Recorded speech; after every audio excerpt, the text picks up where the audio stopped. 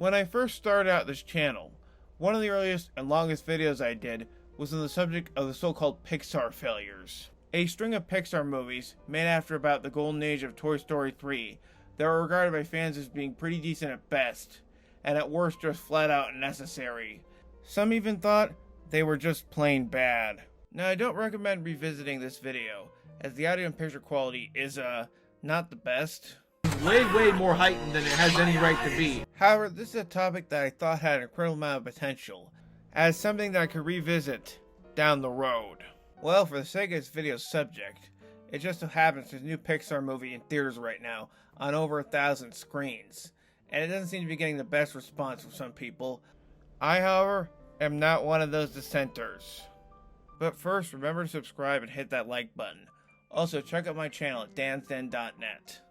Anyway, this is a Buckling Up that is sponsored by all of the Earth's elements. Elemental fascinates me, both as a film in the Pixar canon, and also because of how it seems to be received. People were quick to dismiss the film when the trailer came out, already writing it off as low-tier modern-day Pixar, but since I saw the film less than a month ago, I've been thinking about it. Now, of course, there are probably a bunch of reasons for that, least of which is that it's a relatively recent movie for me. It also helps that because of the lower bar of summer movies this year, I see articles about it all the time when I'm reading movie sites. However, there are movies I watch a day after that leave my brain immediately, and I literally go to myself and think, wait, did I see that already? However, with Elemental, the movie is the complete opposite of that. If anything, it's been stuck in my mind. Now, not to sound super pretentious, but there has to be something deeper going on here. I had just watched a movie that was trying to chew off a lot more than it probably should. Was it even necessary? Did the metaphor even work? Or is it just being over the head about a simulation, and the experience of being a person in a place doesn't really respect your culture? These were all rushing around in my head. Accused me of overthinking things, but yet somehow at the end of the day, ultimately none of that mattered. Elemental sounds on paper like the perfect ingredients for a Pixar movie, something SNL might make a fake trailer parody of to make fun of the studio. It's a classic case of the company taking a specific non-human element, be it bugs or cars, and turning it into a much more easily digestible animated feature for kids and families alike. Now you could say they've gone a bit overboard in the subject, but here's the thing. The reason Pixar does this constantly is because they're the absolute best at it. Pixar can take an abstract concept and make it seem believable to people. Part of their success has to do with the fact that they're so incredibly good at taking these so-called objects, as we might put it, and packaging them down to their barest minimum in a way that is both extremely entertaining and also very thought-provoking and interesting. So even though they made movies about a rat who wants to be a chef, or a teenage girl who turns into a red panda, used as a clear stand-in for puberty, the reason those movies stick in our brains is because the concept is just an excuse for some good old-fashioned great storytelling. Elemental may not be as successful as, say, Ratatouille or Turning Red were, but I do think it uses its setting well to create a story that's both a mix of some spellbindingly gorgeous visuals and also as a memorable way of enhancing the plot. Pixar has a formula. Every single major film brand does. It's an effective way of building up audience familiarity and trust with your subject. Pixar's formula usually involves two characters going on a journey, discovering new places and people along the way. At the surface, their movies can be boiled down as buddy road trip comedies. However, in recent years, the studios expanded upon and changed up this formula. Luca, for example, is not really a two-person movie, and it's instead primarily about three kids. It also has a way more laid-back vibe to it, in contrast to the usual busyness of Pixar animated features. Turning Red has a whole cast of teenage adolescent characters, and there is no road trip type element, as far as the eye can see. Turning Red and Luca also have something in common. They're set primarily in one location cities. The trip isn't going out in the open, it's exploring the city from afar, whether it's as a sea monster or as a red panda. When people say that Pixar is stagnating as a company, my own perspective on the matter is that if anything, this recent run of films is the most interesting they've ever been. Elemental continues its recent Pixar turn of playing around with the studio's usual two-character dynamic. Here we have the story of two mismatched people who just so happen to encounter each other. The first meeting seems like a mistake, but it becomes obvious that in its own weird way, it was like fate bringing them together. Now that sounds like me overthinking what is supposed to be a movie for kids and families, but I think it's a lot of what made the film so appealing to me. If anyone does like this movie, myself included, it's because of this relationship.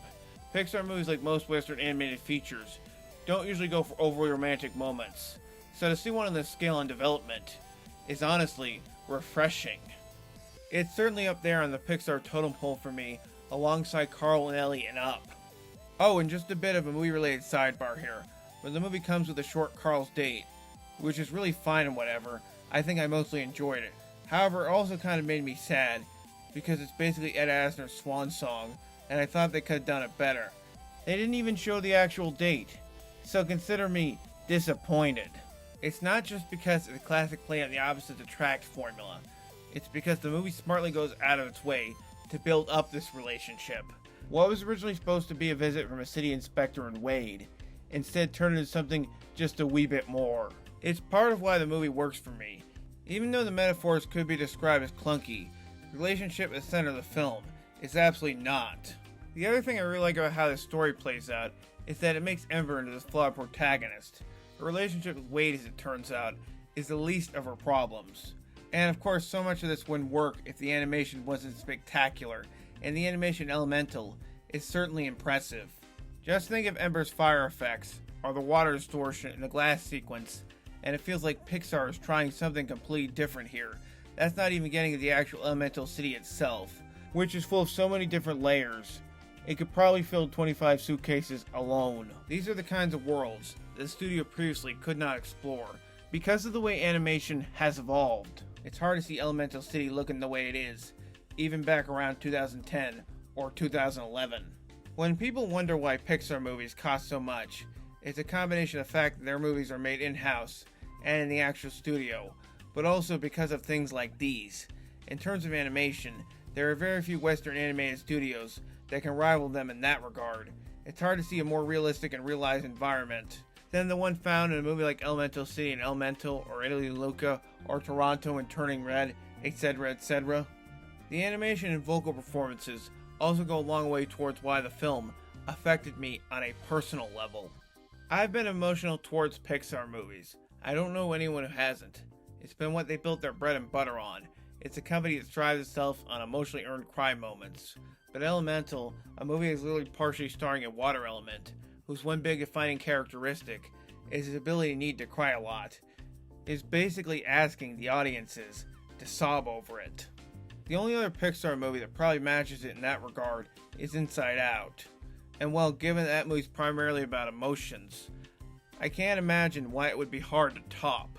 I don't expect everyone to 100% agree with my Elemental take, and that's fine. Movies are above most anything, an emotional reaction, a state of mind. How you respond to a movie depends entirely on what you get out of it. If you're a critic who sees movies on a regular basis, then obviously you wouldn't look at them the same way.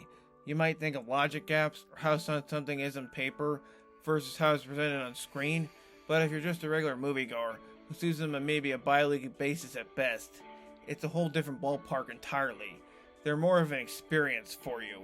With Elemental though, personally the movie got me in a way I wasn't expecting. Sure, there are a lot of issues with the actual created world when you think about it.